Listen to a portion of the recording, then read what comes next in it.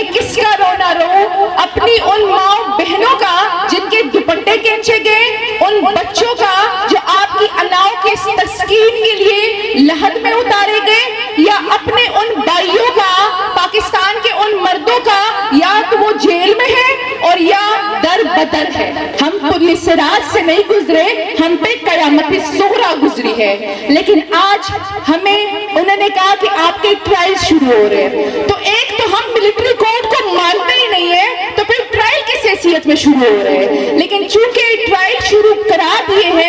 Supreme court of Pakistan نے کہا تھا کہ ملٹری کورٹ کے ٹرائل شروع ہونے سے پہلے اٹارنی جنرل انفارم کرے گا، لیکن انہوں نے چپ چپ کے ٹرائل شروع کر دی اور سپریم کورٹ آف پاکستان کے آرڈر کی دھجیاں اڑا دی۔ میری ملاقات ہوئی وہاں ایک بچے سے جس کا میں نے ٹویٹ بھی کیا تھا، اور جو جس کے بعد مجھ پہ انہوں نے کہا کہ انکوائری بھی اس پہ شروع کریں گے، لیکن میں یہاں علی اعلان پھر سے وہ بات کرتی ہوں۔ وہ 17 سال کا بچہ تھا، اس نے مجھے کہا کہ وہ مردان کالج کے فرسٹ ایئر کا بچہ ہے۔ وہ جس دن 9 مئی کا واقعہ ہوا تو وہ مردان کالج کی چھٹی ہوئی تھی، وہ واپس آ رہا تھا تو پی آر سی کے سامنے احتجاج ہو رہا تھا، تو اس نے کہا تھا کہ وہاں پہ عمران خان زندہ باد کے نعرے لگ رہے تھے، تو میں بھی وہاں کھڑا ہوا اور میں نے بھی نعرے لگانے شروع کیے۔ تو جب ہم سب نعرے لگا رہے تھے، کچھ لوگ انہوں نے توڑ پھوڑ بھی کی، کیونکہ میں اس کی بات نہیں کری کہ نہیں ہوئی، لیکن اس نے کہا کہ وہاں پہ ایک پی آر سی کے اوپر دیوار پہ ایک سفید کپڑوں میں ملبوس ایک آدمی تھا، اس کے ہاتھ میں فون تھا اور وہ اپنے فون سے ہمیں اشارے کر رہا تھا کہ اندر آؤ اندر آؤ۔ تو کہتا ہے کہ نیچے سے ہم نے اسے بھی مارنا شروع کر دیا۔ اس بچے کا کچھ بھی نہیں آیا ہے ویڈیو میں، اس بچے کا صرف یہ آیا ہے ویڈیو میں کہ وہ نیچے سے پتھر باہر سے پی آر سی کے باہر سے پتھر اٹھا کے مار رہا ہے، اور اس کو اس جرم کی پاداش میں ملٹری کورٹ ہینڈ اوور کر دیا گیا ہے۔ اس کے بچے کی ماں کو 2 مرتبہ ہارٹ اٹیک ہوا ہے، اس بچے کے فرسٹ ایئر کے ایگزامز میں سو گئے ہیں، اور آج وہ ملٹری کورٹ میں اس کا ٹرائل شروع کر دیا گیا ہے۔ آزو کے استاذ قاضی محمد انور صاحب، جو مجھے بیٹی بھی کہتے ہیں، معظم بٹ صاحب، علی زمان صاحب،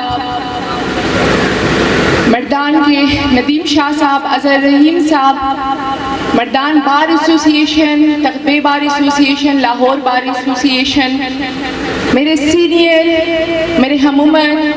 اور جونیئر اور میری خواتین وکلا، السلام علیکم۔ سب سے پہلے تو میں شکر گزار ہوں ندیم شاہ صاحب، اظہر رحیم صاحب اور ان کی ٹیم کی کہ آج انہوں نے اتنا بڑا لائرز کنونشن آرگنائز کرایا ہے، لیکن اس سے زیادہ میں شکر گزار ہوں مردان بار ایسوسی ایشن،